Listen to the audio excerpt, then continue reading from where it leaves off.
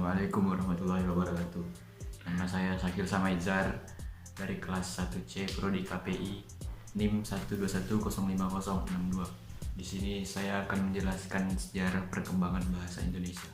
Sejarah perkembangan bahasa Indonesia terbagi menjadi dua, yakni pertama perkembangan sejarah Indonesia sebelum kemerdekaan, yang kedua perkembangan bahasa Indonesia setelah kemerdekaan. Yang pertama, perkembangan bahasa Indonesia sebelum kemerdekaan.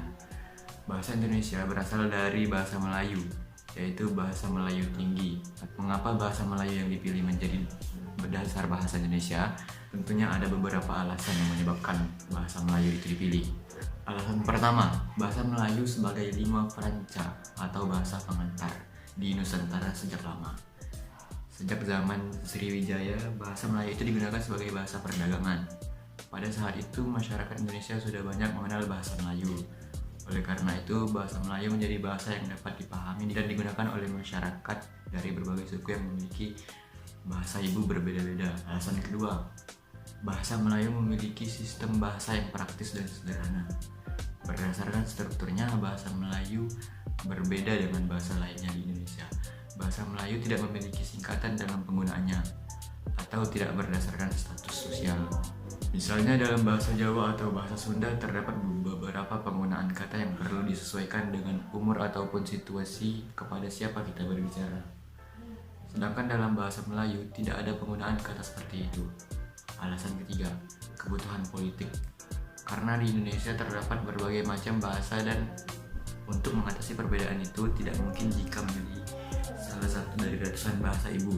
Bukti penggunaan bahasa Melayu di berbagai daerah di Nusantara didukung oleh penemuan prasasti berbahasa Melayu seperti prasasti kedudukan Bukit di Palembang tahun 683 Masehi, prasasti Talang Tuo di Palembang tahun 684 Masehi, prasasti Kota Kapur di Palembang tahun 686 Masehi, prasasti Karangrahi di Jambi tahun 688 Masehi, dan masih banyak lainnya.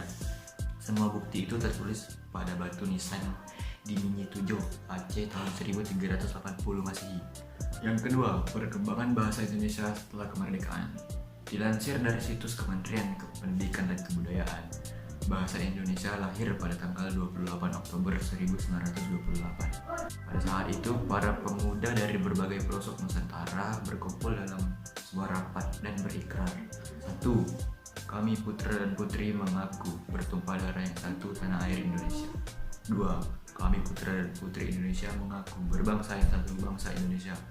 3. Kami putra dan putri Indonesia mengaku menjunjung tinggi bangsa persatuan, yaitu bahasa Indonesia. Ikrar para pemuda ini dikenal dengan nama Sumpah Pemuda. Unsur yang ketiga dari Sumpah Pemuda merupakan pernyataan tekad bahwa bahasa Indonesia merupakan bahasa persatuan bangsa Indonesia. Pada tahun 1982, itulah bahasa Indonesia ditetapkan sebagai bahasa nasional. Kemudian pada tanggal 18 Agustus 1945,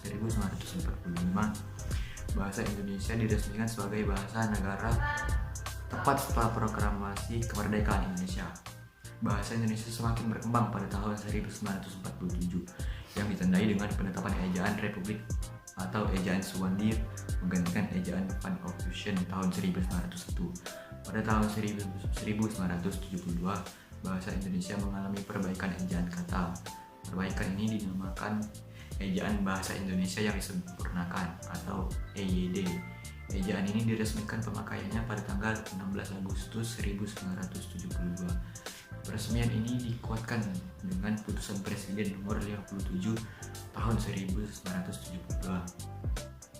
Pada perkembangan berikut, lahirlah Ejaan Bahasa Indonesia atau EBI yang diterbitkan oleh Badan Pengembangan dan Pembinaan Bahasa Kementerian Pendidikan dan Kebudayaan pada tahun 2016. Sebelumnya telah ditetapkan dengan Permendikbud nomor 50 tahun 2015 tentang pedoman umum Ejaan Bahasa Indonesia atau PUEBI. PUEBI inilah yang akan mendukung mahasiswa zaman sekarang ketika menyusun suatu karya tulis ilmiah untuk mengetahui ejaan dan penulisan kata yang berlaku sekarang ini. Bahasa Indonesia adalah bahasa resmi yang wajib digunakan oleh bangsa Indonesia dalam berinteraksi, terutama interaksi terhadap sesama bangsa Indonesia yang berbeda suku. Itulah penjelasan tentang sejarah perkembangan Indonesia dari saya. Kurang lebihnya mohon maaf.